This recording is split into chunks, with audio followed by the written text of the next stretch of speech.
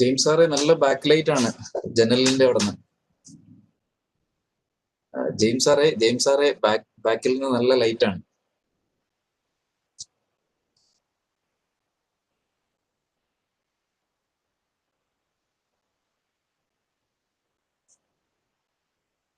Yeah, better.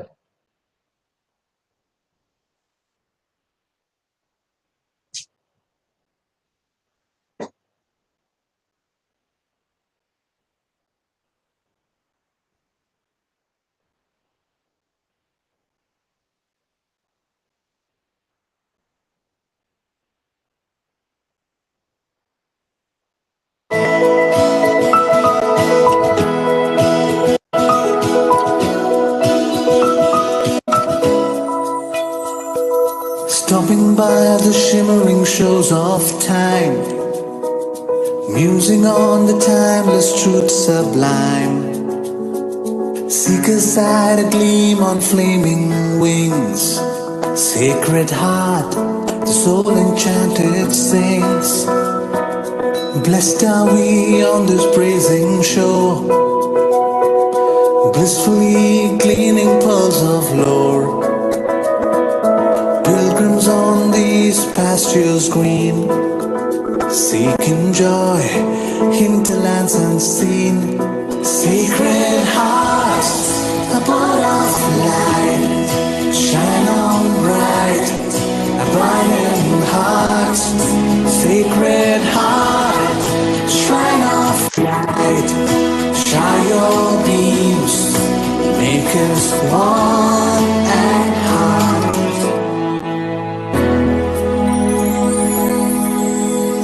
Children of the heart, we join our hands to love, to learn, to grow together. Children of the heart, we join our souls to dare, to dream, to live for the other.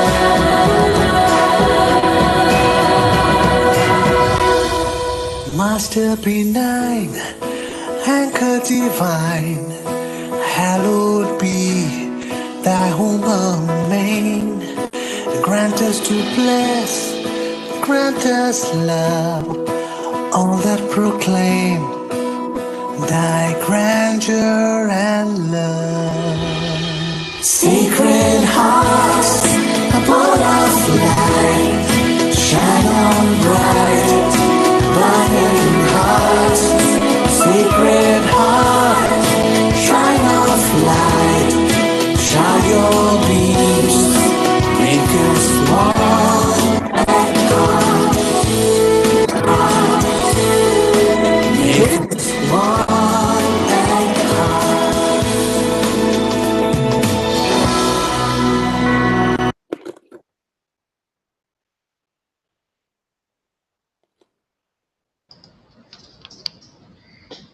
Good afternoon, everyone. To get to know, to discover, and to publish, this is the destiny of a scientist. These are the words of Francois Arago. Despite these adversities, Sacred Hearts College Devara is providing a platform for her students to present the fruits of their academic research in the year 2019-2020. Dr. V.J. Dominic Endowment Award is a tribute to one great visionary and a well-wisher to our college, Dr. V.J. Dominic, and this is awarded to the best MSc dissertation every year. We have with us 6 finalists, 6 amazing young IDS that has been selected out of a long filtration process. We are indeed privileged to have with us Dr. Reggie Workis from ISA, and also Dr. Sinu PA from the Central University of Kerala in the judging panel. We would also like to thank each and every one of them who has helped in the preliminary selection process. Now, we move on with the welcome address. I request Dr. G.B. Kuriakos, who is the HOD of Department of Botany, to come up with the welcome. Thank you, Ardra. Dear all, good afternoon. Respected Principal, Reverend Dr. Prashant Palekapalli, respected Vice Principal, Reverend Dr. George John, respected deans of different faculties, invited judges, Dr. Sinu P.A., Assistant Professor, Department of Zoology, Central University, Kerala, Dr. Rajiv Varghese, Associate Professor, ISER, Trivandrum, heads of the different departments, IQAC Coordinator, Dr. Johnson, sir, Staff Secretary, Staff Dean, other staff members, students who are going to present today, other students, a warm welcome. Today, we are here to witness the Dr. VJ Dominic Endowment Project Presentation Competition 2020. It is a time when science and research has got general acceptance worldwide among even layman, I mean common people also.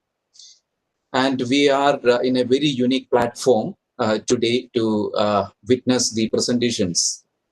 Uh, uh, the Vijay Dominic Endowment has been started in the year 2013, and a few words regarding the endowment and Dr. Vijay Dominic sir.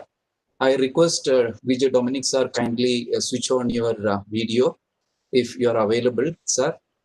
Dr. Vijay Dominic is hailing from Ponkunnam, central Kerala, and he has joined the Department of Botany in the year 1979 and retired as HOD in the year 2013.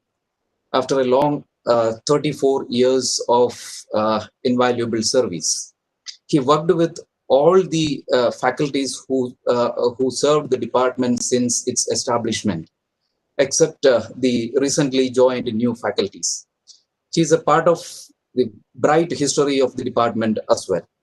He has got awarded Bharat Shiksha Redap Award, a National Environment Awareness Award in 2008. He is also the founder of the Primrose Nature Club in the college. He authored a pictorial guide to the flora of the campus. And soon after his retirement, with a short break, he has joined back to the college as the deputy controller of the examiner. He is a hardworking academician. He is a nature lover and love to go for trekking in the wilderness, irrespective of age. And with these few words, I enter into my duty, that is welcoming you all for today's function. First of all, our principal, who is a true leader by all means, and also he's a true role model for any students or any teachers or anyone for that matter. He is behind every activities in the college, not only in the campus, off the campus also. He has taken initiative to a new height, reaching the college to a new height, and sown seeds for reaching further new heights. Father, I welcome you for the function. Next, our Vice Principal, Father Dr. Jose John. I think he is attending another meeting. I welcome Father Dr. Jose John also to the function. Next, I wish to welcome Dr. Vijay Dominic sir for the function. Welcome you, sir. We have two distinguished invited judges from reputed institutes in Kerala. Dr. Rajiv Varghese, who is an associate professor in ISER Trivandrum. Sir, I welcome you for the function. Next, Dr. Sinu P.A., who is an assistant professor in the Department of Zoology, Central University, Kerala, which is situated in Kasaragod. Dear Dr. Sinu, I welcome you to the function. And I welcome all the deans of the department, deans of different faculties, especially Dr. Ginu George, who is behind the coordination of this particular program, and Dr. Franklin, Dr. Joseph George, and Dr. Tom C. I welcome you all to the function. Next, I welcome all HODs of different departments to the function. Welcome you all. different staff members of different faculties is also present. I welcome you all, the staff members of the college, of different departments of the college, to this function. And I extend a warm welcome to the students or candidates who are going to present for the function. And last but not least, I welcome all other students and alumni for the function. If I left out someone, please forgive me. I welcome you all once again, and thank you very much.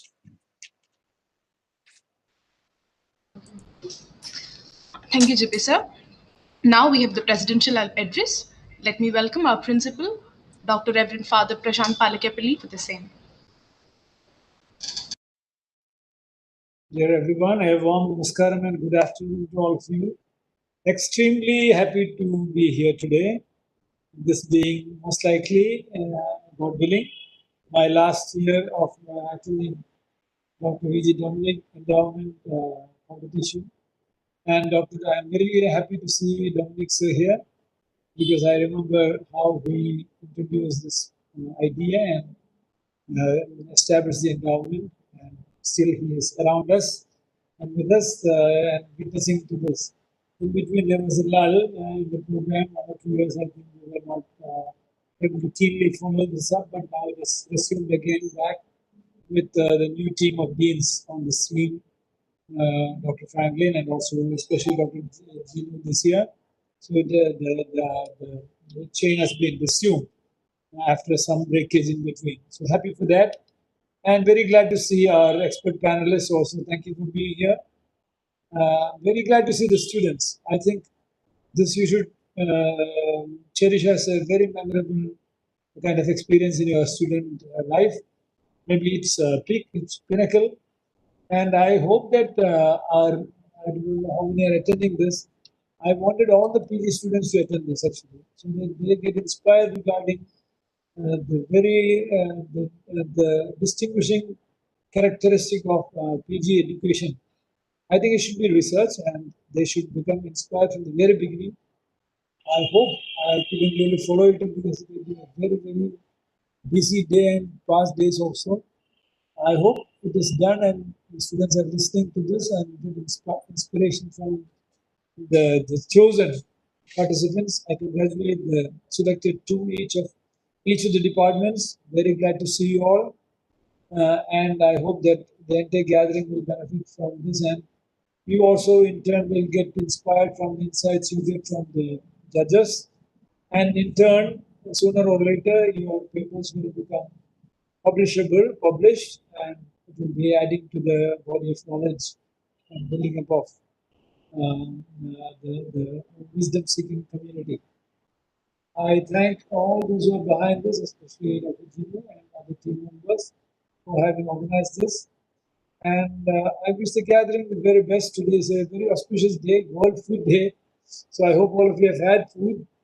Not that we all be gourmets, but then a very significant day that we think about Annam, which is also God in our terminology, and being not only consumers but also very importantly producers, and having a concern for the producers of the farming sector, behind whom we are dependent on, and also take care that there are many millions who are not having food. So let such thoughts also be with us as we are in a very elitist kind of situation where, without being seen or without being in the same place, we are able to do this very important presentation. So, bringing all those things together, let us make the most of this day. I wish the gathering the very best, and by the Sacred Heart of Jesus bless us all. Thank you. Thank you so much, Father. We're extremely happy to have Dr. V.J. Dominic with us today. Welcome, sir. Welcome to the event. Now we are moving ahead with the presentation. First, we have Marisa Marcus from the Department of Botany with her presentation.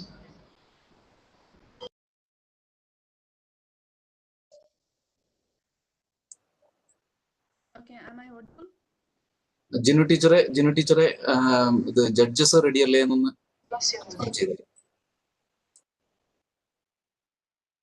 I'm ready.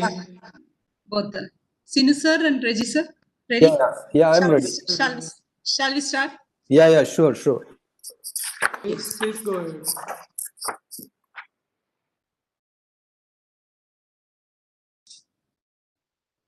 Marisa, you can share the screen. Okay.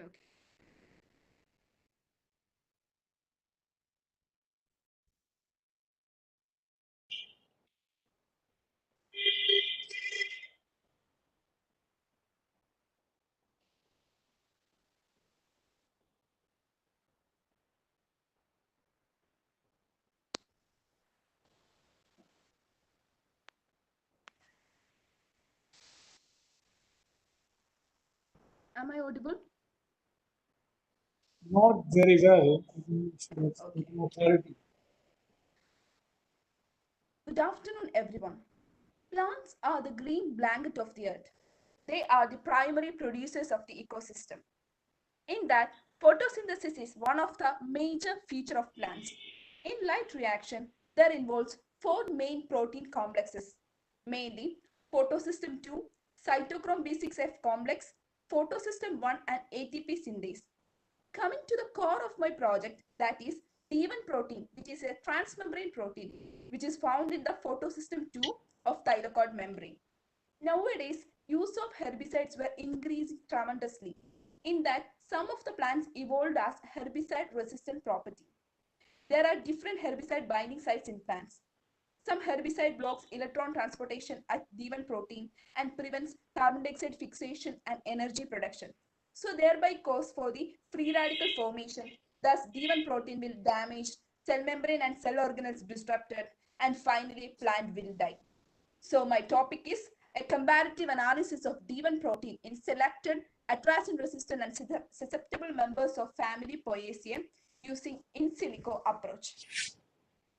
So these are my objectives: to determine the amino acid composition, molecular weight, and aliphatic index of D1 protein from selected members of Poaceae, to compare the transmembrane topology of D1 protein, to determine the hydropathy index of the D1 protein, to compare the secondary structure of D1 protein from herbicide susceptible and herbicide resistant plants, to compare the amino acid sequence of D1 protein of atrazine susceptible and resistant members of the family Poaceae. So these are the materials and methods. Coming to it, we can see that there are 9 selected plants from the family Poaceae. In this, first 7 plants are atrazine herbicide susceptibles, and the last 2, that is Bromus tectorum and Poa annua, they are atrazine herbicide resistant ones. So these are the methods or the tools I used in my study. I downloaded amino acid sequence of D1 protein of selected plants from NCBI, National Center for Biotechnology Informations. And for the determination of amino acid composition, aliphatic index, and the molecular weight, I used a bioinformatics called XPASI-Protperum. And for the transmembrane topology and secondary structure prediction, I used a tool called FIRE2. And for hydropathy analysis and construction of a Kite-Doolittle hydropathy plot, I used a software called Grease. And for the cluster W, for sequence alignment, I used cluster W, and mega 10 is for construction of the comparative tree generating.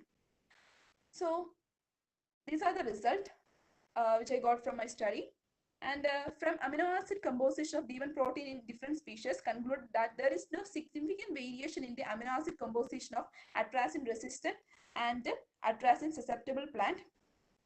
So by determining the molecular weight of D1 protein, D1 protein of CMI show the highest molecular weight and Bromus tectorum shows the lowest value, concluding that the graph did not show any significant variation on the molecular weight of the D1 protein. So from the aliphatic index of the D1 protein of different species, Poa annua, you can see in the slide that Poa annua is showing the highest aliphatic index, whereas Eleusine coracana is showing the lowest aliphatic index. So comparison of aliphatic index of D1 protein in selected plants revealed that there are all 9 plants that have high aliphatic index irrespective of the atrazine sensitivity. So coming to the transmembrane topology, you can find that almost all these 3 pictures showing a similar structure. and in that there is a slight difference on the fifth transmembrane. As you can see in the slide that there is a difference in the fifth transmembrane region. In the case of atrazine susceptible D1 protein, fifth transmembrane segment starts from 272th position residue, but in bromostectora it being start from the 273rd, and poya and next one is that poya and it start from 271. All other topology was similar. So next one, the construction of chi-duality hydropathy plot. It was revealed that all 9 D1 protein exhibited high hydrophobicity irrespective of the atrazine sensitivity, and all the chi-duality hydropathy plots were similar in nature. Next one is that analyzing the secondary structure of the herbicide resistance and herbicide susceptible D1 protein, it was found that there is no significant difference in the protein secondary structure. And further study, we found out that a slight difference in the for the bromostectorum and for the poya, that is the composition, 50% of alpha helix and 14% of beta strand. That slight difference, irrespective of that, all are same in the secondary structure. And coming to the multiple sequence alignment, using the cluster W and through the software Mega 10, aligned sequence shows 100% of similarity in the case of herbicide susceptible of D1 protein, and the protein sequence of atrazine susceptible and resistant plants showed a single amino acid change in the 264th position. As you can see in the slide that the last two, bromostectorum and poya annua, the 264th position, you can see that rest of the all the herbicide susceptible one is showing the serine as in the position of 264th, but in bromostectorum and poya annua there is a single amino acid substitution, that is serine is substituted in by glycine for bromostectorum, and for poya annua serine is substituted by alanine. So from the comparative tree constructed using maximum likelihood method, it is clear that atrazine susceptible plants form a separate clade with the infruits, the sorghum bicolor, siamais, triticum aestimum, hordeum, elucin coracana, Cetaria italica, Sickle cereal are coming under in a separate clade, whereas bromostectorum and atrazine resistant species is clearly diverging and making in a separate clade. So by analyzing the comparative tree, it is evidently showing that the sequence level variation of D1 protein might be playing a role in the herbicide resistance among the selected members used in the present study. So coming to the summary and conclusions, we can find that expaciproterum, by using expaciproterum, amino acid composition, aliphatic index, and molecular weight of D1 protein did not show any significant variation. In transmembrane topology revealed through FIRE 2, you can say that fifth transmembrane segment shows as minute changes in the segment of susceptible and resistance. And hydropathy analysis, we can find that all the proteins are D1 protein is highly hydrophobic in nature, irrespective of the case in atrazine sensitivity. And the study revealed from the single amino acid substitution in 264th position of D1 protein that caused for the atrazine resistant in bromostectorum and poem annua, whereas in bromostectorum serine is replaced by glycine, and in poem annua serine is replaced by alanine. So the final conclusion is that substitution of a polar amino acid, that is the serine, in the 264th position of D1 protein to a non-polar hydrophobic amino acid, it can be either alanine or glycine, gives the atrazine resistant properties to the plants. Thank you. Okay. Thank you, Marisa. Now we have the judges coming up with their questions and queries. Yeah, can I ask the question? Am I audible, Marisa? Yes, sir. All right. So, see, this is such a short time, but you managed well to present in the best manner. Although this is a online mode, that's another struggle. Can I just we can't really judge such a short presentation and such a short work. Maybe a big work, but in a short time you presented. Why do you choose a D1 protein? Why no other? Sir, actually, this is a secondary data analyzing project. From the secondary data, we take as a project because of this short time. First of all, Then second one is that so many literature reviews we found that most of the proteins are binding to the herbicide. Most light reaction itself in D1 protein playing an important role in herbicide binding or herbicide binding site that in most of the herbicides are binding on the photosystem state. And in that, D1 protein plays some of the crucial role. So that's why from the literature review, we chosen this randomly, we chosen the D1 protein. Marisa, can you please define transmembrane of a protein? Transmembrane, so in the sense, What is how it transmembrane? is, yeah, it is seen in the thylakoid, in the membrane of the, thylakoids, and what we can say that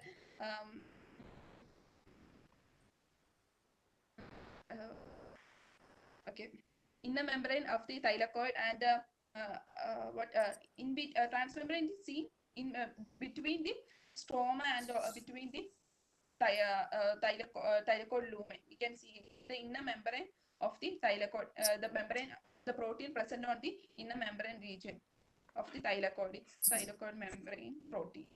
Okay, all right. Can you please also define aliphatic index? What is aliphatic index? Yeah, aliphatic index is the relative volume occupied by the aliphatic side chain. That was the aliphatic index.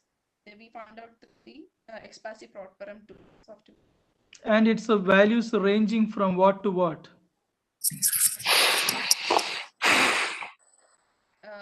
Its values, aliphatic index at 9 point. We just, I don't know that correctly. I just uploaded it to the software and find out the just 9 proteins which proteins of the selected plants. I found out that.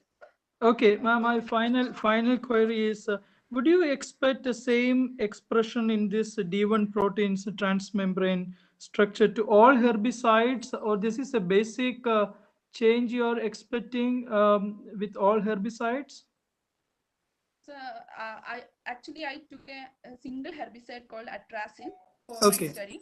okay, So I don't feel that I just concluded that atrazine is resistant. Atrazine is showing herbicide resistant property. The Poya annu and the bromostrictolum which I chosen for my study. So it is showing the atrazine resistant property. That two plants are showing atrazine resistant. So and also we concluded that we found out that to 64th position there is a change in the serine is replaced by alanine and serine is replaced by glycine. So maybe for this atrazine resistance, it may be for this herbicide only. The chance is that the difference is showing. Further studies, we didn't go for the further studies. We can molecular studies also, detailed studies will yield the correct answers. We just go through okay. a very Okay, okay. Thank you, Marisa. I hope, at least you got a chance to, do some, the dry lab work or the analysis part.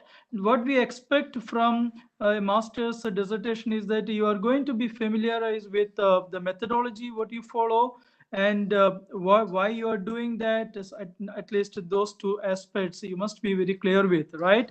So we were expecting at least that, but of course this is a pandemic period. People, most of us are taking the review work. I think you've done your best job with the limited, with all these constraints. Thank you so much, Marisa. All the best. thank you. Thank you, Marisa. Now we have Kavita from the Department of Chemistry coming up with her presentation.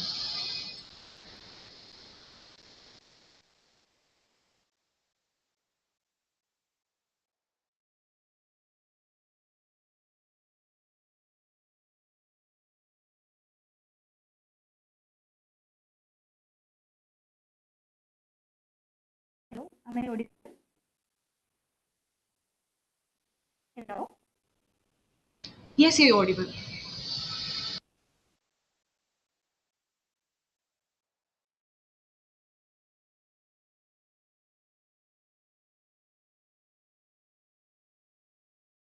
Good afternoon. As we all know, we are going through exceptional times now. a new virus has entered our lives, and almost all parts of the world are affected. Today, with the help of a computational technique, molecular docking, I would like to explain how natural products can be effective in inhibiting the activity of SARS-CoV-2 virus.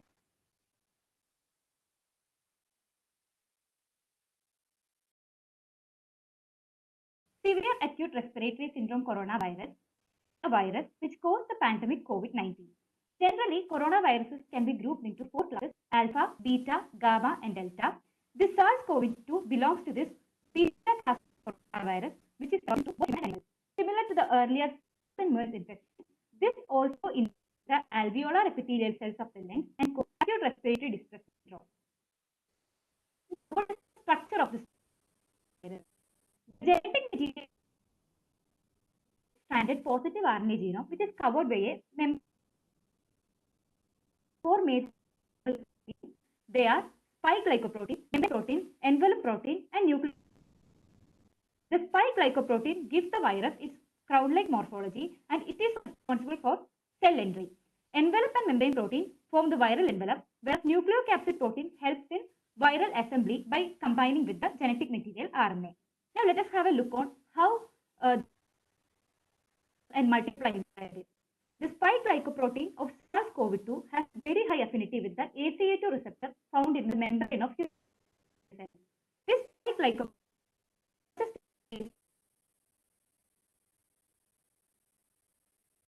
is serine 2, and then it enters the cell by either by a process of endocytosis or by membrane fusion. Once it enters the cell, it releases RNA to form some inactive polyproteins. These inactive polyproteins can further be cleaved by some proteases like PLPro, 3CLPro, etc. to form active replicase protein. One such example of a replicase protein is RNA-dependent RNA polymerase. This helps in the replication of RNA, and multiple copies of RNA is then generated inside our cytoplasm. Also, this RNA can further transcribe into some mRNA and structural protein from this. This structural protein and mRNA then combine and move to endoplasmic reticulum, from where they reaches Golgi bodies, and then by a process of exocytosis, it goes outside the cell. Then it is free to infection continues. This is how the mechanism works. Now, our aim is to influence. I have major protein responsible for viral activity. They are ACE2 receptor, RDRP enzyme, 3CLPro, TLPro. In my project, I have tried to find a method to inhibit the activity of these receptors. It is by using the natural flavonoids.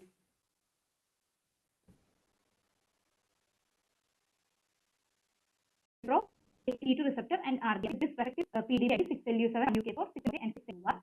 Now, I tried to look at flavonoids. Flavonoids are a diverse group of phytonutrients found in almost all fruits and vegetables.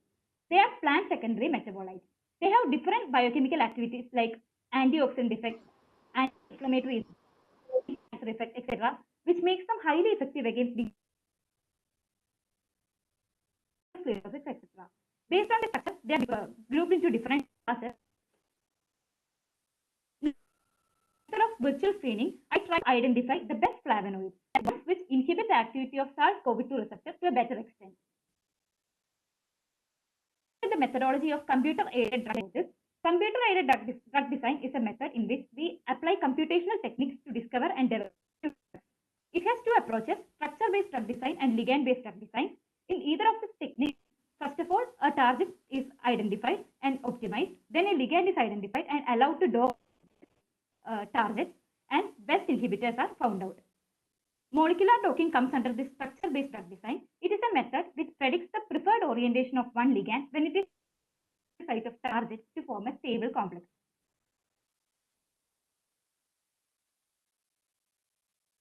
Downloaded the structure of receptor proteins and ligands from their respective databases, and they were docked to each other using Autodock Vina software.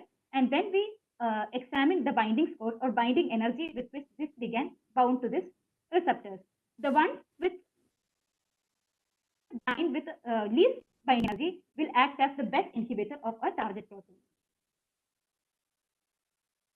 We examined almost 40 flavonoids binding energy with which they bound to the core ACE2, RDRP, 3CL Pro.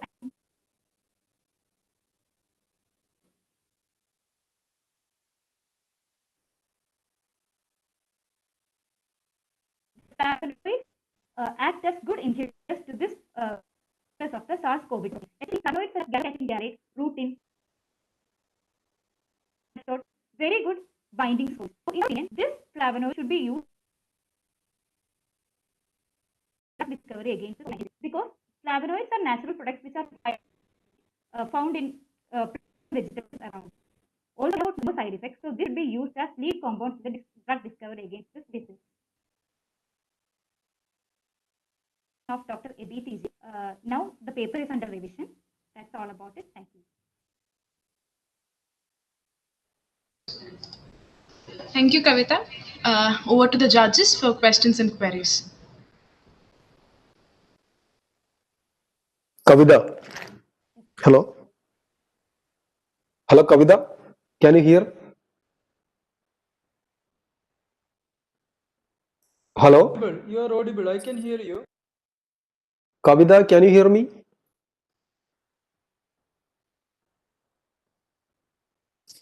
I guess you can. Yeah, I just want to ask you a question.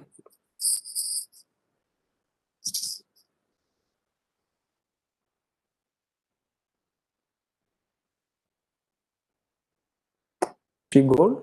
I think she has some net issue.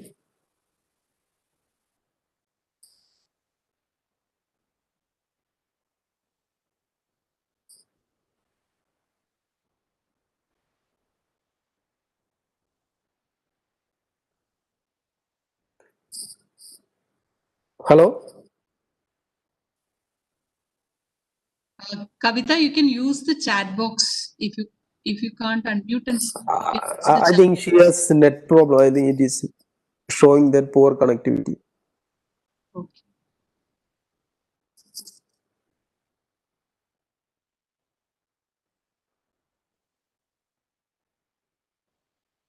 Yeah. So can you? I just would like to know what is the basic idea behind molecular dogging experiment. Yeah, I think she is. Yeah. Kavita, Yeah, sir. What we will do is we'll go to the next contestant and we'll come back when she has a stable connectivity for the Sure. questions. You go ahead with the next. Yeah, definitely fine. Yeah.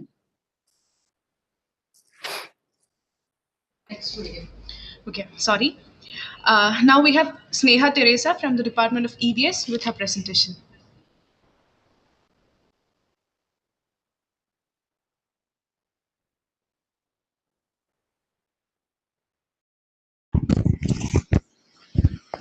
Hello, am I audible? Hello? Yes, you're audible. Okay. Yes, you are audible. Okay.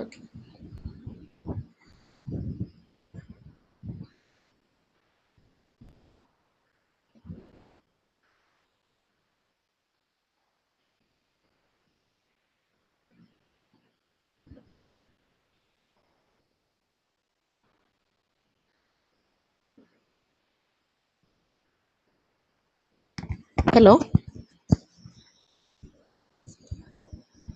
Hello?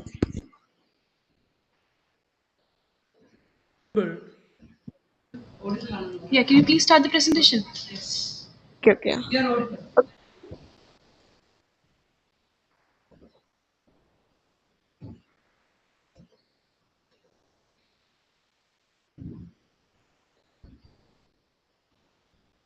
Hello?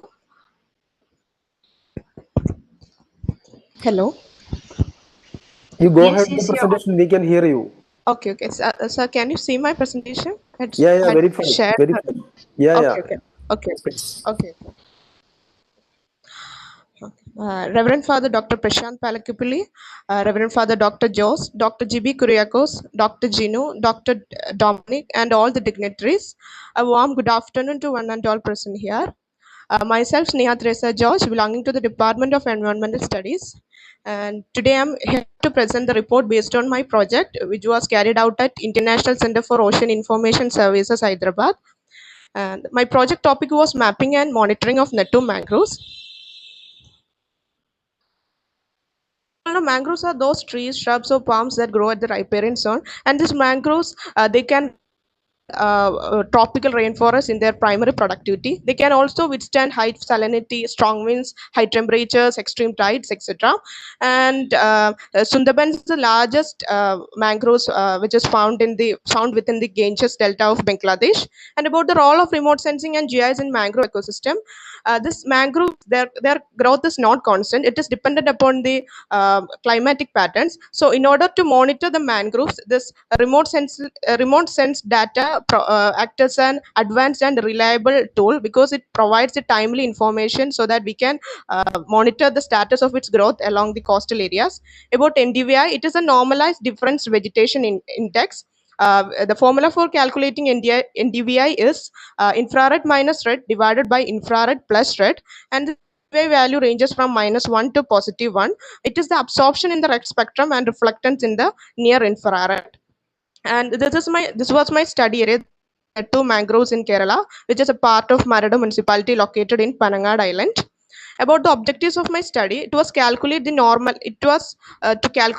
normalized difference vegetation index of Nettur mangroves, then to compare the mangrove vegetation of Nettur between the years 1992 to 2019 by finding the difference between NDY, estimate the change in Nettur mangroves over the year using different classes based on their NTVI variation, and finally to determine the factors for the increase or decrease in Nettur mangroves.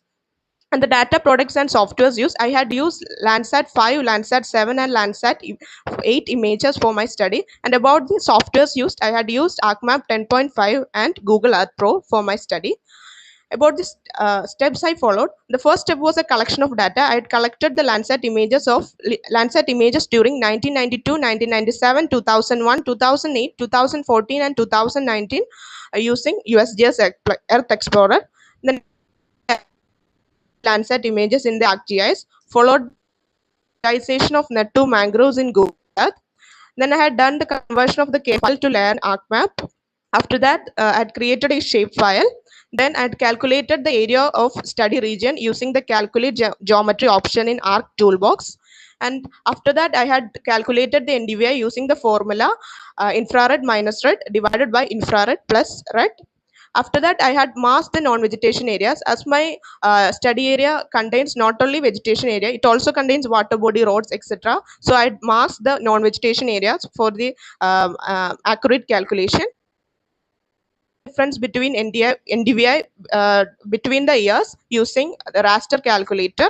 Then I had converted the raster to point. After that, I had classified using 5 indexes, that is grid code greater than 0.3 as densely increased, grid code less than or equal to 0.3, and grid code greater than 0.1 as sparsely increased, grid code less than or equal to 0.1 and grid code greater than negative 0.1 as no vegetation change, grid code greater than negative 0.3 and grid code less than or equal to 0.1 as densely increased, grid code less than or equal to negative 0.3 as sparsely decreased. After the classification, I had interpolated the data, and after I had converted it into integer. Then I had converted raster to polygon, and the final step was the extraction of the study region. And about the results and discussion, here is a map showing the variation in Nettur mangroves during 1992 to 1997. Here we can see that there was 34% dense increase, 56% sparse increase, and 10% of non-vegetation during 1992 to 1997. And the reason behind this is that 1992 was marked as a wet year in Kerala. So the abundant rainfall that Kerala received during this year had contributed to the increment in vegetation cover. And about the variation in Nettur mangroves during 1997 to 2001, here is the map showing that variation. Here we can see that 63% of the area remained unchanged. There was no vegetation change, while there was 24% of dense decrease and 11% of sparse decrease. Here, during 1997 to 1999, there was decrease in precipitation in Kerala. This had contributed to the shrinkage in mangrove vegetation during this period, and also the infrastructure development, that is the national highway bypass construction that went over those years, had also contributed to the decrement in mangrove vegetation. about the variation in net2 mangroves during 2001 to 2008. During my study, I had found that it is during this span that the net2 mangroves had shown high increase in their vegetation. The abundant rainfall that Kerala received during 3 consecutive years, that is 2005, 2006, and 2007, had contributed to this increase in vegetation. And this is a map showing variation in net2 mangroves during 2008 to 2014.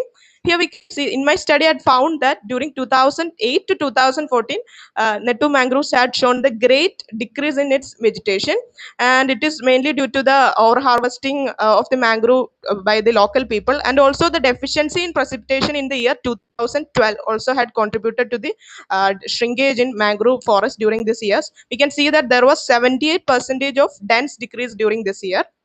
Then this is a map showing the variation in net2 mangroves during 2014 to 2019. Here also we can see there was 69% of dense increase and 31% of sparse increase. There was no, it doesn't show any decrease during this span.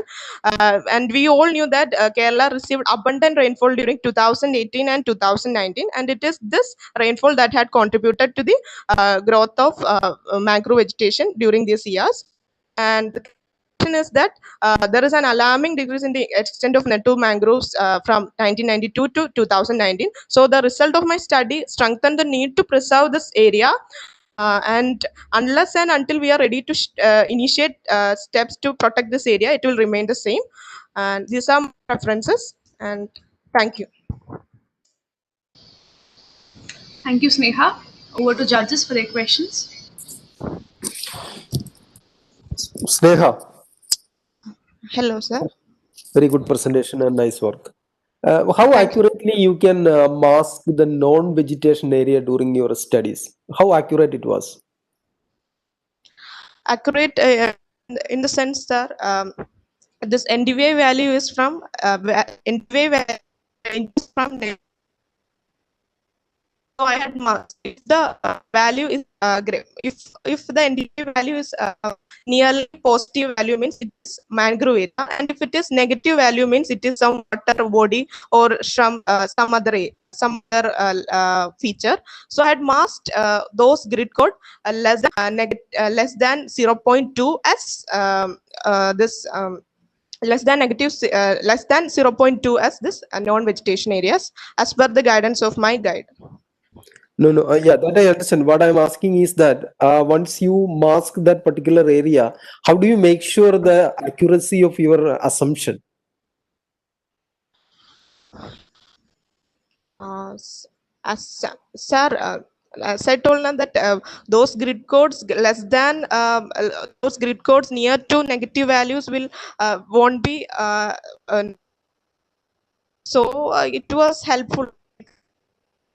I masked was depending what all I marked was either roads or that railway track or water body, etc. Because that those their result won't show those results that was showing negative values, and those results were that was nearly to negative value I had masked. So if NDVI value is positive means it is obviously that it is either grassland or mangrove. If it is high positive value mangrove, so that I think it's an assumption. Okay. Okay. Thank you, Sneha. I'm done. Dr. Vinu, if you have any question, you can carry on. Sneha, I really don't understand what really happened from 92 to 2019, because you were doing that in several periods and some fluctuations here and there. Finally, what happened? 92 to 2019, what happened? Your conclusion saying Hello, that they decreased drastically, but I don't see that change.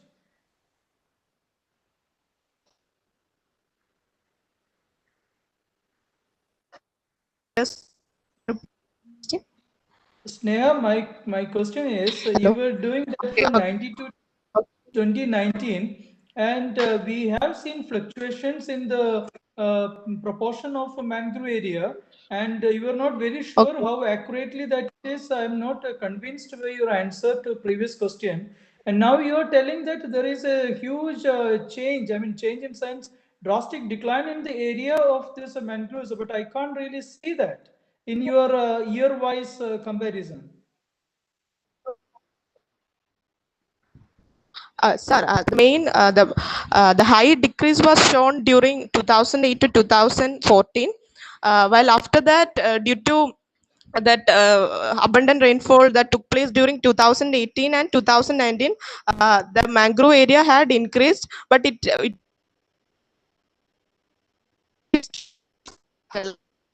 how it was during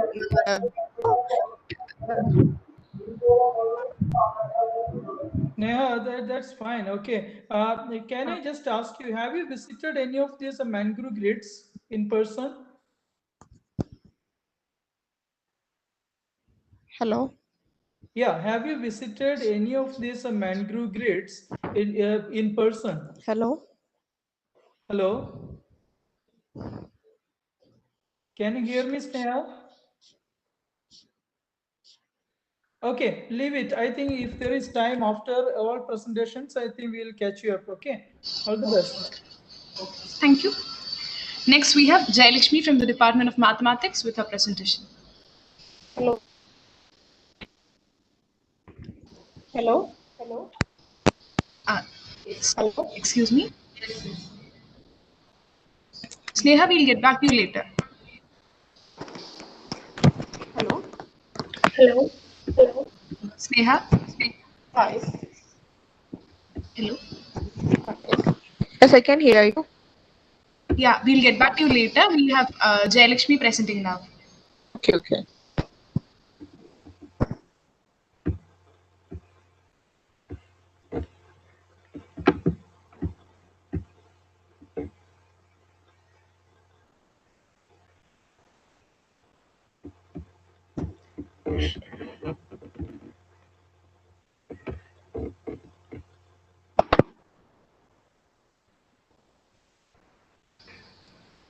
Ma'am, sorry, I can't connect my screen due to some network issue, I think. Can you shift to next?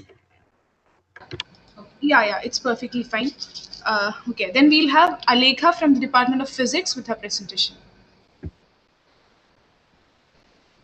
Judges, please note it is Alekha from Physics.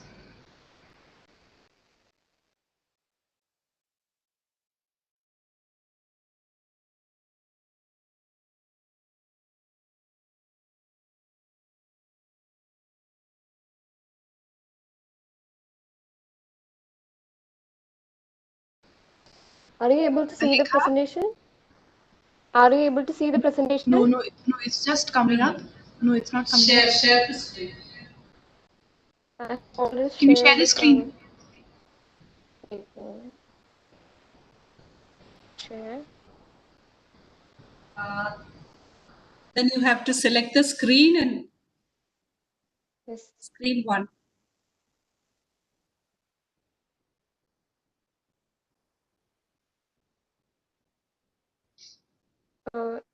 Now we can see.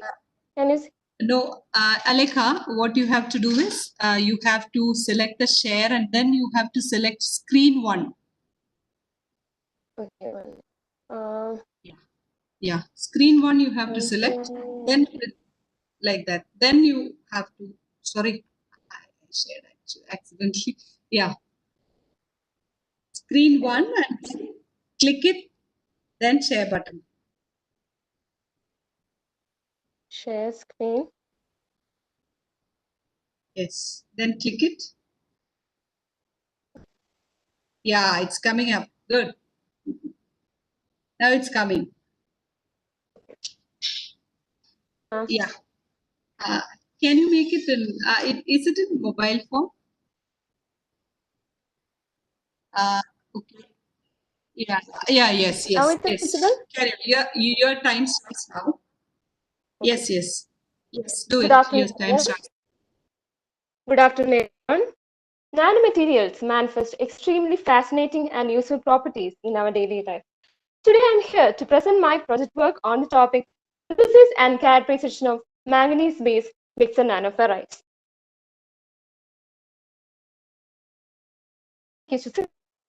Manganese-based mixer nanoferrites using solder synthesis technique. And for characterization, we have done structure characterization, optical characterization, and magnetic characterization. For the structure characterization, we have used XRD analysis, And to obtain the optical behavior, we have used UV visible analysis. And through VSM analysis, we have studied about the magnetic behavior of the prepared sample. Nanomaterials. Nanomaterials are a class of materials that have at least one of its dimensions in the range of 1 to 100 nanometer. And it has the potential to break through materials and devices that will change our lives immensely for the better. Since we are working on a magnetic material, we should know what is nanomagnetism.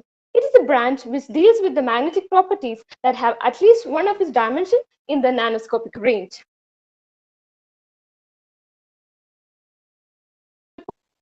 Through two major approaches for the nanoscape production. One is the top-down approach, and the second one is the bottom-up approach. In the top-down approach, as we can see in the figure, the bulk material is reduced, subtracted, or subdivided to form fragments, which in turn forms the nanoscopic material. Whereas in bottom-up approach, it actually combines atoms or molecules to form clusters, which in turn form the nanoscopic material.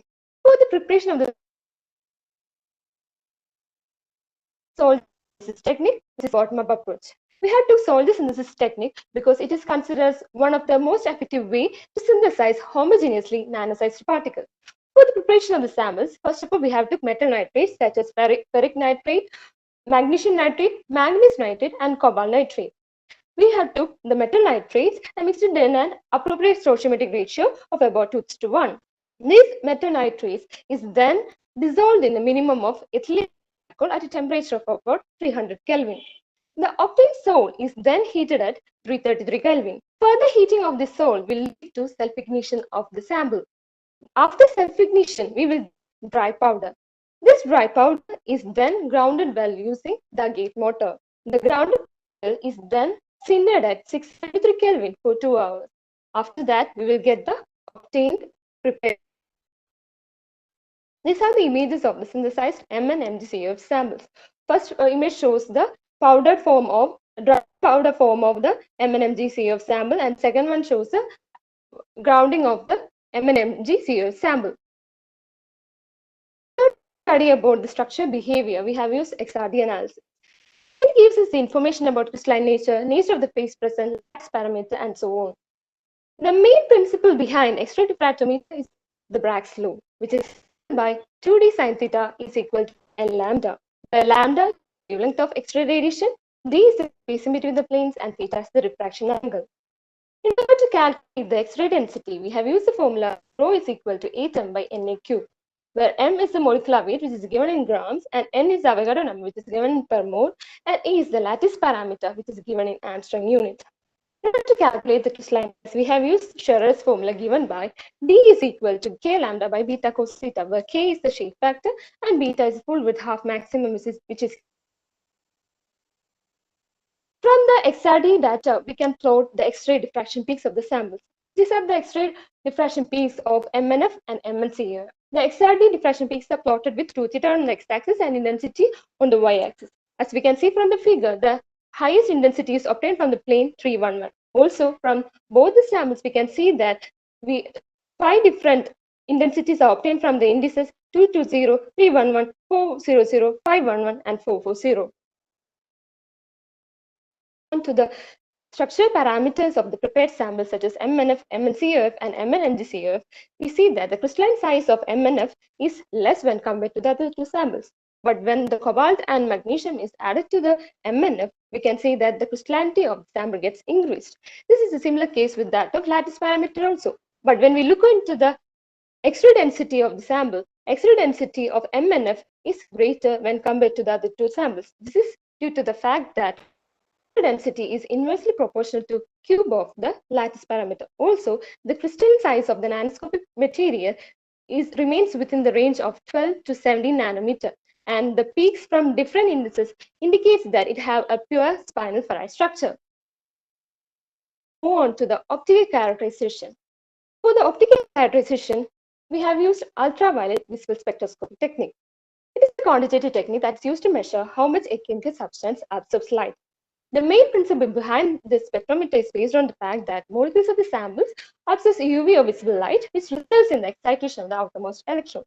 In order to plot the UV, we have used the top plot method. And to obtain the optical bandgap energy, we have used the equation alpha is equal to A into EP minus H whole raised to Q, where EP is the photon energy, A is the constant, and Q depends on the nature of the transition, whether it is direct or indirect bandgap material. These are the UV visible spectra of MNF and MnCoF sample. The UV visible spectra is drawn with energy on the x-axis and alpha H square on the y-axis. In the top-down method, we can easily find out the bandgap energy by simply extrapolating the graph to the x-axis.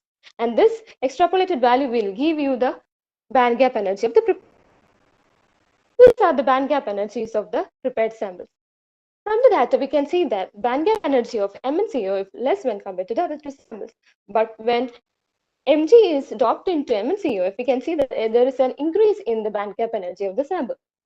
Thus, this increase in bandgap energy is attributed to the quantum confinement phenomenon. The decrease in crystalline size with increase in the optical bandgap confirms the quantum size effect.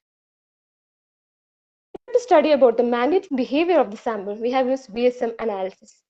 It gives us information about the change in magnetic field to study the magnetic behavior. It mainly operates on Faraday's laws of induction. And from the VSM value, we can easily plot hysteresis loops. From hysteresis loop, saturation magnetization, coercivity, retentivity, permanent ratio can easily be obtained. Plotted with field on the x-axis and magnetization on the y-axis. As we can see from the figure, the hysteresis loop of MNF is very narrow when compared to MnCF and MnMgCF. This says that MNF is a soft ferrite. To the magnetic parameters of the prepared Sorry for the sample. interruption. Excuse me.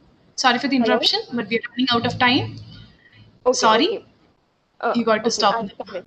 Okay. I will Yeah. come. Now. I will come with it. This is the minimum. Okay. Okay. So from the data, you can see that the coercive force of MNF is very low, and it confirms that it is a soft ferrite. Seen that the MNF, MnCF, and MgCF is a chemical span structure, and also it has a MNF is a soft ferrite, and from the bandgap energy value, we have seen that it has a quantum confinement phenomenon. So when we move on to the applications, magnetite ferrite have a lot of applications in the biomedical field. It can be used for bioanalytic tool, and also it can be used for MRI, and it can be also used for targeted drug delivery application. A work based on this project is also published in a Journal of American Institute of Physics. And I finally thank my guide, my mentors, and my colleagues for being in support through this entire project. Thank you. Yeah. Thank you, Alika. Now over to judges for their questions. Hello, Alega. Hello, Alega. Hello. Can you hear me? Can you hear me? Hello. Yes, I can hear. Yes, I can hear. Okay. I can hear. Yeah. Very good Yeah, I got it. Very good presentation. Okay, Nice okay. work. Yeah. Okay, sir. So, Thank you, this magnetism, are you talking about ferromagnetism or ferrimagnetism? Can you distinguish these two? Since our material is ferrite, it is ferrimagnetism. What is the difference between ferromagnetism and ferrimagnetism? Ferrimagnetism, in ferrimagnetism and also antiferromagnetism are similar, but in antiferromagnetism, it's a crystal exhibiting antiferromagnetism consists of two interpenetrating sublattices. One of it is spontaneously magnetized in one direction and other in the opposite direction. But in ferrimagnetism, it is it has some exception that the magnetization of the two sublattices have different magnitudes. Thus, it will have a non-zero value for the net magnetization. Okay, very good. One more question. You said these are nanomagnetic species, right? Or nanomagnetic material. How do you know that they're in nano size? How do you know? Did you do any microscopic analysis? Yes, sir. We have. That's why I have done the other two characterizations, that is structure characterization. The size of the particle is considered to be very small, so it comes in the nanoscopic range. That's why it is considered that since the material is also magnetic and we are doing it in a nanomaterial, we can consider it as a nanomagnetic material. In the bulk phase, these materials doesn't show up any magnetic behavior. Only when it comes to the nano size, it show magnetic behavior. In the bulk size, it has a slightly different characteristic from that of nano. But in bulk also, it is magnetic, I think so. Then what is the point of having nano? If it is already magnetic in the bulk phase, No, why do you? no, it is more. It's a crystallinity and its properties get increased when it is reduced to the nanoscopic range.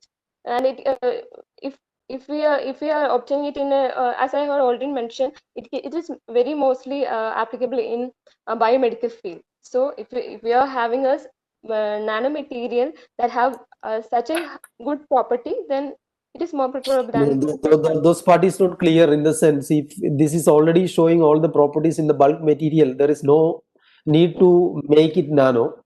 And you are I'm not saying that. I'm not saying that it is exactly same as that of the nanomaterial. We had didn't done much on research on the bulk material, so I'm not clear about the bulk material. But I'm more precise, and I have found that nanoscopic material of this particle shows more good properties than the bulk material. it must be compared with the bulk material. Then only it will. One should know what is the need of this nano material. Otherwise, there is no need. And the very last question you said about the drug delivery and related biological application. Did you look into the toxicity of this material, or you have any idea? No, we want to look onto it, but we didn't get much time to look onto that Yeah, part. understand. No issue. That has to be checked before you. Dr. Vinay, if you have any questions, you go ahead. I'm done.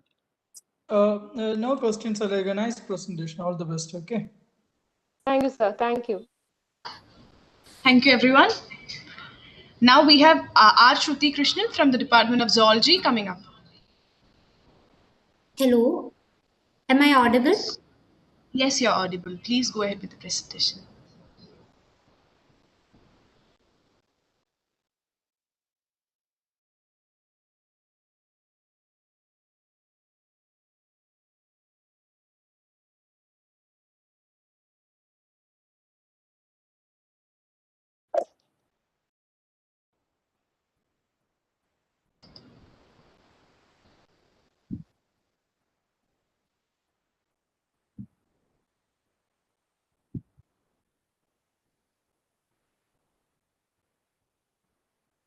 Hello, is the screen visible? Yes, it is. Please go ahead with the presentation. Good afternoon to everyone. I'm here to present my project on the topic anti-termite activity of silver nanoparticles. An introduction. Termites are social insects which belong to the order Isoptera, and they are among the most successful groups of insects on Earth, colonizing most land masses except Antarctica. They are ecologically significant organisms as they contribute to the organic decomposition process. As we all know, termites forage on cellulosic resources, which makes them a major pest for timber used in construction. Trichonympha is the symbiotic parabacillid which lives in the alimentary canal of termites, and the symbiont helps in digestion of cellulose of wood eaten by the host insects, and the host in turn affords food and shelter for the symbiont. Caste system in termites. Termites have a well-organized caste system, and the members of the colony are workers, soldiers, queen, king, nymph, and elite. The workers are the more numerous, and they help in the maintenance of the colony. Soldiers have large, elongated armored heads, and they guard the colony against invaders.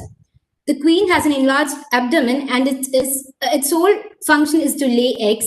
The king is the fertile member of the colony, and then nymphs are the pre-alate forms, and the alates are the sexually matured and winged termites. Silver nanoparticle. A nanoparticle is defined as a particle of matter that has at least one dimension between 1 and 100 nanometers, and it is sometimes used for larger particles up to 500 nanometer or fibers and tubes that are less than 100 nanometers. They have a very high surface area to volume ratio, which makes them more effective. Silver nanoparticles have antimicrobial properties, but their action against termites have been less known. The objectives of the study are the synthesis and characterization of silver nanoparticle, preliminary assessment of wood preference of termites, and the test for anti-termite activity of silver nanoparticles. The materials used for the treatment of wood are timber blocks of different varieties of trees cut up to approximately to 2 centimeter cubed, copper wires, and termite mound with an active population of termites. The varieties of wood used are Artocarpus hirsutus, which is the wild jackfruit, Swithinia macrophylla, mahogany, Alstonia scolaris, which is the blackboard tree, Tectona grandis, teak, Dalbergia latifolia, which is Indian rosewood, Terminalia paniculata, which is the kindle tree, Mangifera indica, mango, Artocarpus heterophylla, which is the common jackfruit, and Acidirecta indica, which is the neem tree. The methodology is explained under the following head: synthesis of silver nanoparticles, its characterization, preliminary analysis for studying wood preference of termites, and the treatment of wood with silver nanoparticles. For the synthesis of silver nanoparticles, 0.169 gram of AgNO3 was dissolved in 100 ml of distilled water, and 10 ml of this solution was pipetted out and made up to 100 ml. The solution was boiled, and a 5% solution of trisodium citrate was added dropwise until the end point of a pale yellow tint. These were the apparatus used, and on the right side we can see the synthesized silver nanoparticles.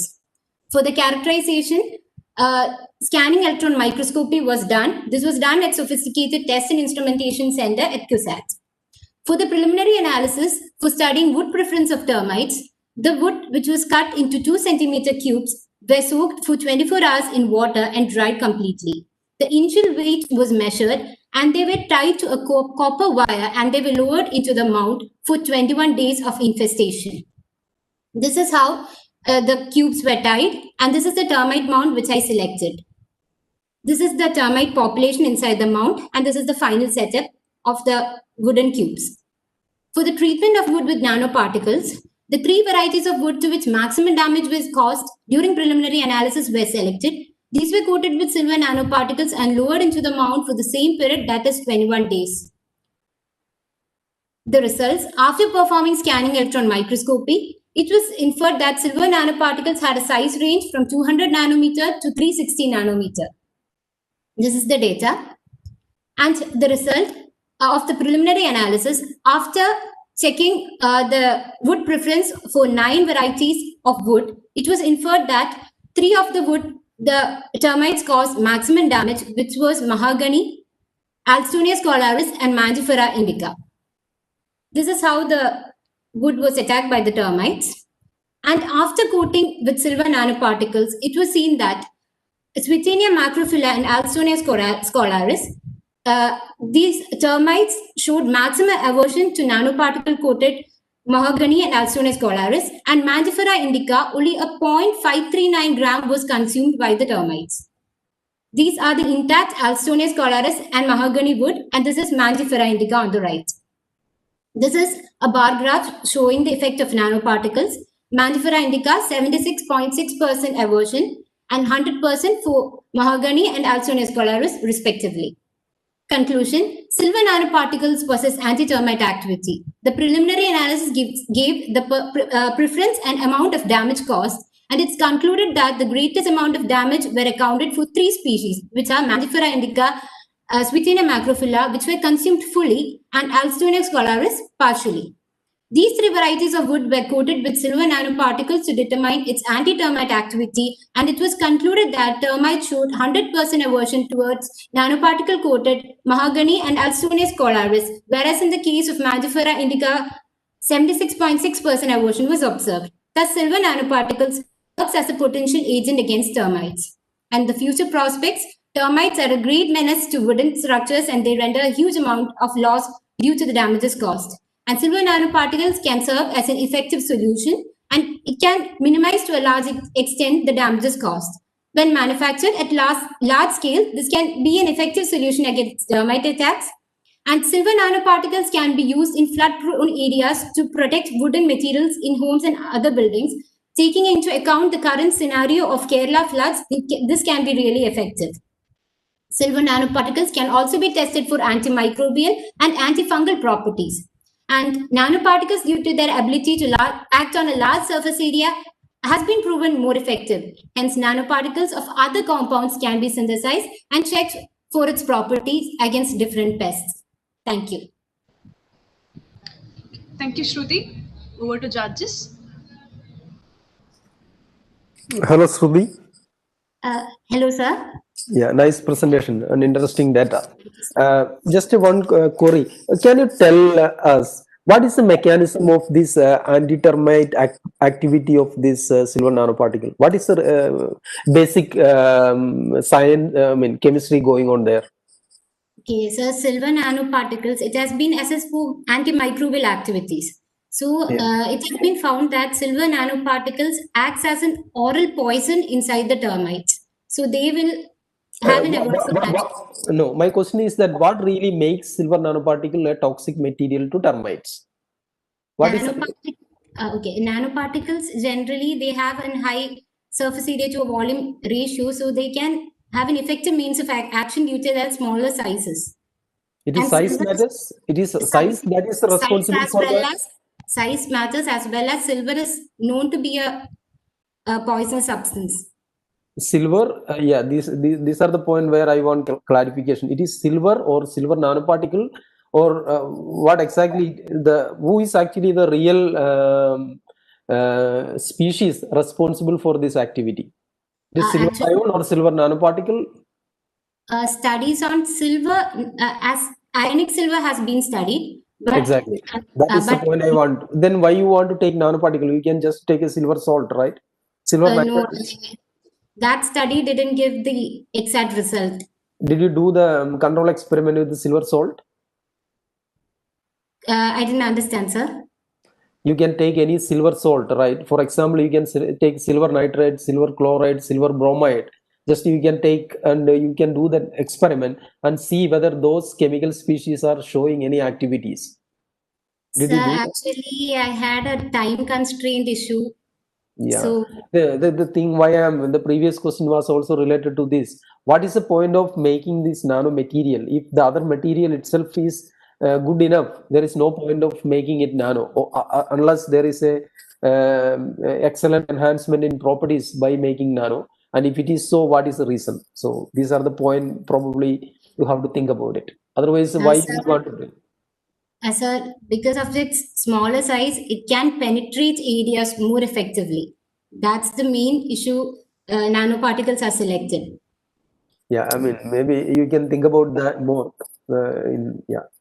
Silver ions are more able to penetrate compared to nanoparticle because that is the smallest size you can think of. Okay, sir. Anyway, good presentation, nice. All the best, Dr. Vinu. You I forgot your name. Nice presentation. I was wondering, have you made this materials age constant or something like that? This wood particle, is that has something to do with this attack on this? Say, for example, you have 7 species of wood, and as the age has something to do with that effect, age of So, the age of the trees? yes. Actually, based on previous studies, it was just the type of wood that was used. Nothing related to ages was known. Okay, so that's it. Yeah, your presentation, yeah, very good, very good. Thank you. Thank you, sir. Okay. Thank you, everyone. Can we have Jayalakshmi now? Hello? And still I can't share my screen. I don't know what happened. Jaya, Yes, miss. yeah, press the share screen. Yeah, Share ma'am, that's button. what I'm trying, but Share button. still, Share button. Then screen one, you have to select and click on that. Then only it will come. Try one more time. no, even after sharing content, nothing is opening here. Try one more time. Jinu, Ah. ask her to quit from the WebEx and log in again. Probably it will work. Otherwise, I can in my mail her presentation is there. Okay, then you can share it for her. Sir, with the 3 minutes in pending for Kavita to ask question. Kavita is here. Kavita, are you here? Kavita, chemistry. I'm here. Okay. Can you hear Rajita, me can you now? ask? Yeah, Yes, sure, you sure. are clear. You need not switch on the camera, and you can answer Regisa's Okay. questions right now. Yeah, meanwhile I'll try. Okay, miss. Kavita, can you hear me? Yes, sir. I can hear you. Yeah, if I'm not wrong, you are the one who did the molecular model docking experiments, right? Yes, sir. Yes, sir. Okay, all right. So when you did the docking experiments, what was the stoichiometry of your ligand versus protein? Sir, and understand. No, you said that Can you you have repeat done. it? Yeah, you Yes. basically study the association between a protein and a ligand and a receptor, right? Yes, sir. Yeah. What was the stoichiometry? It is a 1:1, or and what is your observation? Sir, I did. First of all, I downloaded the structures of proteins from RCSB PDB database, and then I downloaded the structure of ligand and docked it in a 1:2 ratio. Yeah. Did you try any other stoichiometry other than 1:1? No, sir. No, sir. Only 1:1 Why, ratio. why did you select 1:1? What is the scientific reason for 1:1? Sir, I'm not really about it. My guide asked me, told me to do like that, so I Yeah, did it yeah. in that way. So definitely there will be different Okay. binding pockets available, and there could Yes, be sir. yeah. And second thing, a very fundamental question, nothing to related with what are the forces which is really responsible for stabilizing these association of two species? These non-covalent interactions are found in this between proteins and ligands. It includes electrostatic Can you and tell? bonding, Can you etc. define what is this non-covalent interaction? Non-covalent interactions are strong interactions, including electrostatic forces, hydrogen bonding, hydrophobic forces, etc. Are they stronger than covalent bonds? Yes, sir. Non-covalent bonds are stronger than covalent bonds. No, non-covalent bonds are not stronger. These are they're weaker than covalent bonds, but Okay. in molecular chemistry, non-covalent interactions Yeah. are observed. When they act them united, it will be stronger. Okay. Otherwise, Yes, they all are yes, weaker. sir. Do Yes, you sir. have any idea about the energy range wherein these non-covalent forces are lying compared to covalent? For example, what is the strength of a hydrogen bond range? Say from X value to X value. Do you have any idea? No, sir, I can't. Okay. All right. Very good. Dr. Vinu, you can continue if you have any question. Not to the chemistry girl. Thank you. Okay, Jaya. Okay, thank you. Jayalakshmi, can you come up with your audio? Yes, miss. Okay. Can we go ahead with the presentation then? Okay. I'll share this. Yeah. Good afternoon, all. Am I audible? Yes. Yes, you're audible. Please go ahead. My project was a study on separation axioms of topological group.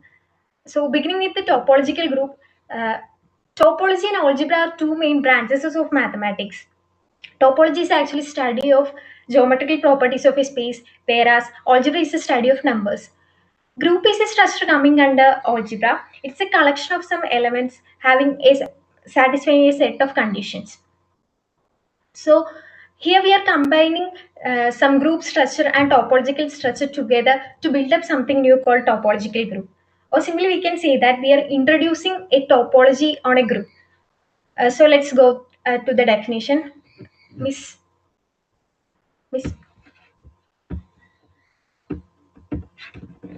Okay. Now for defining this next. For defining a topological group, first we need a group. So here I am taking a group G under the operation star, and we need a topology topology tau on G. And we can define two maps, multiplicative map and inverse map. Multiplicative map is a map from G cross G to G, which maps the ordered pair xy to x star y, and inverse map is a map from G to G which map x to its inverse. When these two maps are continuous, we can say that G is a topological group under the topology term. So what makes topological group interesting is the availability of large number of examples. We can find even a large number of simple topological group, which helps to uh, justify the definitions and results we are going to define. So that itself makes more accessible topological group more accessible. Now let's look through some examples. Any group G with discrete topology is a topological group and is known as discrete group. Now Q under addition taken under usual topology and C star under usual topology are topological groups. Now here I have defined a example for non-topological group. Here G equal to Z4 and tau1 is the topology defined here. Since here the multiplicative map is not continuous, it is not a topological group. Now going to the properties of a topological group. Both the translation and inverse map are homeomorphic for a topological group, which means that if we can find a open set containing identity element, say U, we can for any element G belongs to G, we can find an open set GU such that G is contained in GU, which became more accessible. Next one is every open subgroup of a topological group is closed, but the converse is not true in general. Even though if the group is finite, we can see that every closed subgroup is open for a finite group. Next, closure of a subgroup is again a subgroup of a topological group. Here coming the next important property is that every topological group is homogeneous. That means for any xy belongs to G, we can find a homeomorphic map f from G to G such that f of x equal to y. This simply means that we can every element of a topological group look like other, or more precisely we can say that every element look like identity element, which means that we can study about the structure more easier. Now continuous homomorphism is an important category of topology. For prove the continuity of a homomorphism in a topological group, it is enough to prove that f is continuous at identity element. Now, since here involves algebraic structure, we have to talk about the isomorphism. Isomorphism of topological group. A map is said to be isomorphism for a topological group if it is both group isomorphism and homeomorphism. Contradicting from a normal ordinary topological group, we can see that isomorphism theorems fails for a topological group. For example, the first isomorphism theorem fails for a topological group.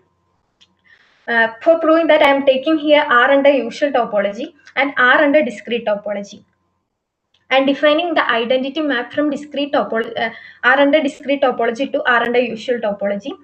Clearly, it is a continuous group homomorphism and kernel equal to set identity. But by the first isomorphism theorem, R under discrete topology by kernel of I is equal to R under discrete topology, which is not isomorphic to R under usual topology. This is because we can see that because it is not homeomorphic, because the open sets in R under discrete topologies need not be open for the usual topology. So it will not satisfy the first isomorphism theorem, and hence it fails. Next,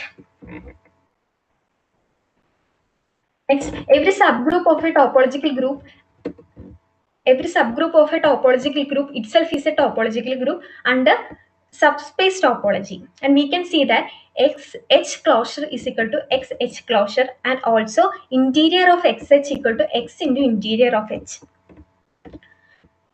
Next, one of the important interesting category comes under topology is separation axioms. Apart from the ordinary topological space, we can see some magics in topological groups. That is, every topological group is regular. That is first important property. And another one, we can see the equivalence of separation axiom T0, T1, T2, T3, and T3 by 2 for a topological group. That is, if a Sorry. topological group, Excuse me. yes, You're running out of time. Very sorry. okay, fine. Okay. Since we are running out of time, we're going ahead with the conclusion. I request the judges to come up with the conclusion remarks. Hello, Jayalakshmi. Hello, sir. Yeah, very good presentation. Thank you, sir. So probably we'll ask a couple of questions. What is the meaning of connectedness? Connectedness means for a space is said to be connected.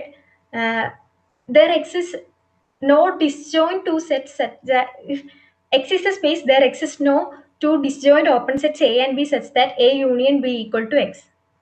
Okay, okay. And also you mentioned that in one of your early slides that every subgroup of the loop should be closed, like that, right? Every closed subgroup is open for a topological group. Yeah. So why it is so?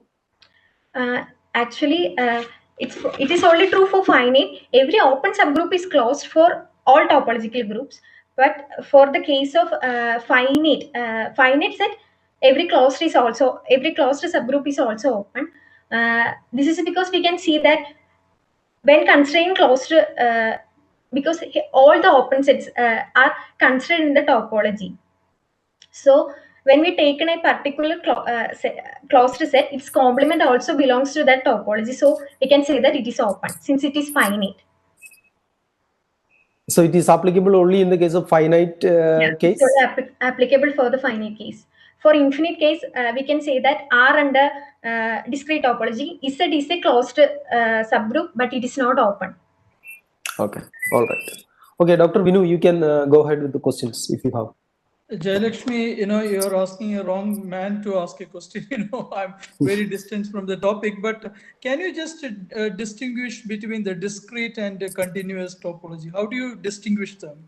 What is the difference between the discrete and Discrete continuous? topology means we can say that every single set is a open set for discrete topology.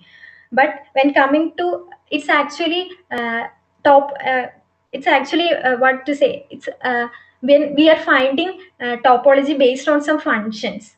So in discrete topology we can say that every single set is open, but in usual topology it will be open sets will be the considered as the open set. That is the difference between discrete topology and usual topology. And I did not get the discrete will be open. How that can be? Here Because the usual is open, right? Usual is open. No, open sets just means that the elements of the topology. So if you are defining discrete topology, every singleton set will be considered as open sets, and their union also will be considered as the open set. Okay, can you just tell me what is where we can apply this, and what is in a layman language in one sentence? What is the implication of this study? Topological group. Do you mean Yeah. yeah. Topological group itself has an application in max representation theory, harmonic analysis, and we can see their uses in physics, like theoretical analysis or and study of continuous symmetry. All those things, for all those things, we are applying topological groups. Okay, all right. Thank you. Okay, thank you everyone. So we have come to an end of the competition. Now we can have a quick what do you say? Quick remark from our judges. Yeah, over to judges. Yeah, shall I? Yeah, please, sir. Yeah, I personally really enjoyed all the lectures. And first of all, let me congratulate the college for initiating such an interesting forum for the MSc students to present their findings during their MSc project. If I understand correctly, these projects were done as part of their MSc project, and all the students gave a wonderful lectures, and very interesting science is going on.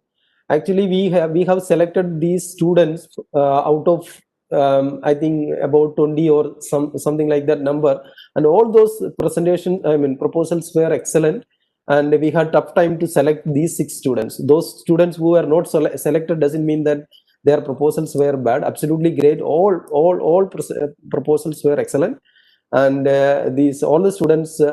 Finally, I think the award will be given to 1 or 2. I don't know the number, but doesn't matter. But all the students give a wonderful presentation and excellent work, and I wish all of them great success in their future. Okay, thank you. Thank you, sir. Sinu, sir?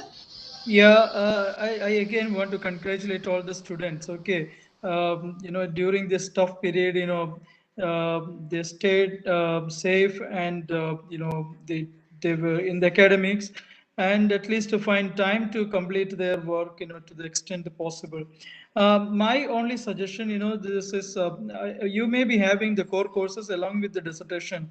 That is how we have here, but I know the people's struggles to attend the core course as well as doing the dissertation. But still, we make use of every opportunity, and the students even come up with the 2-3 impact factor papers from the master's dissertation in very good journals, including the students from my own lab. So I made it very clear that every student will go out with at least one impact factor or a current science paper to their credit as a master students. I request all the faculty to, orient their students, to expose them to the world of competition, and how this is important for the students when they're applying for the higher education on PhD positions and all.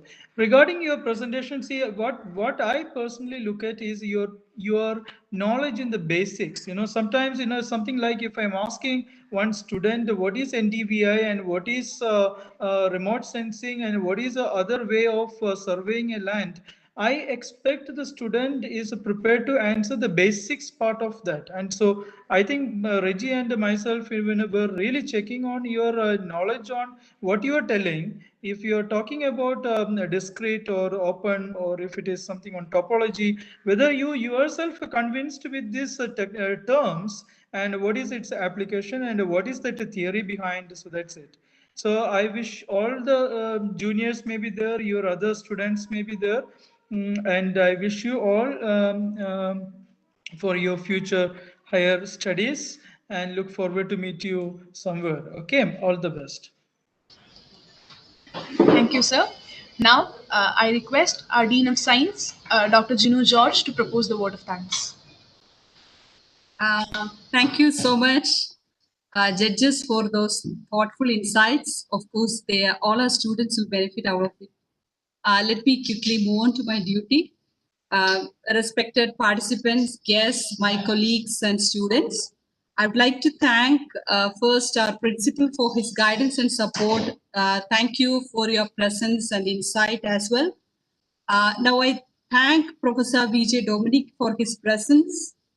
Thank you, my dear colleagues and students. Now, I would like to place on record our gratitude towards the scientists who are there in our midst today in the judging panel, and also those who helped us with the prelims and also with this final. Thank you so much for your time.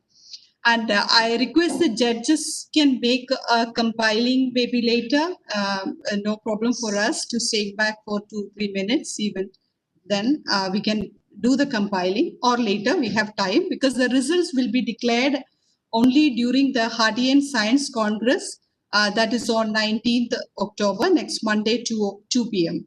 So once again, congratulations to all the participants in this competition, and all the very best for your future endeavors as well. Thank you. Thank you so much. Thank you, ma'am. With that, we have come to an end of today's event. I request everyone to exit. Thank you.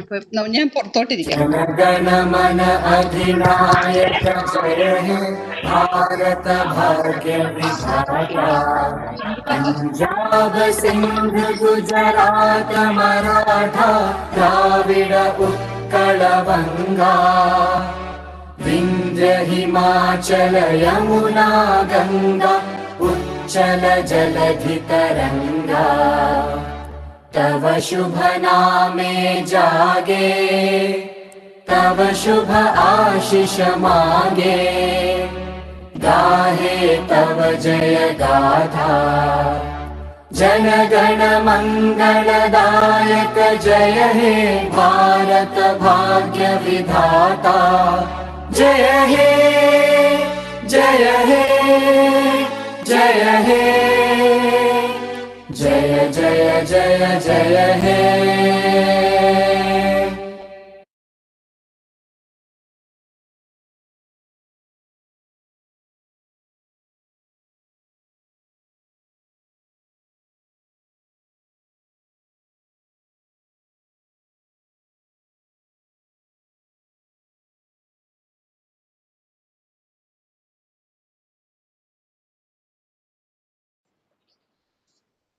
Sinu sir and Reggie sir, can you hear me?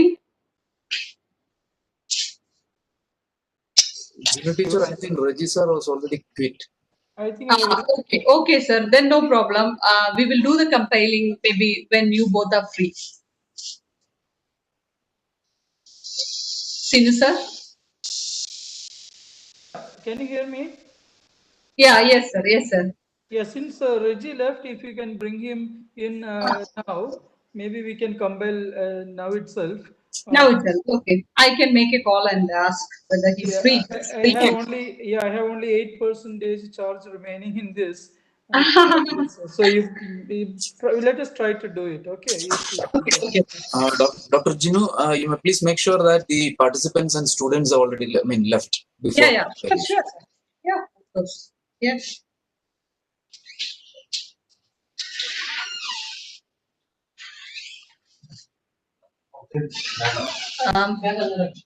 Can all the other participants leave so that we can have our judges only discussing the results, the final conclusions? I would like to request. Yeah, otherwise we can request Biju sir to act upon it. Yeah. Biju sir? Biju sir, are you there? You can remove all others except Sinu sir and Reggie sir. But Reggie sir,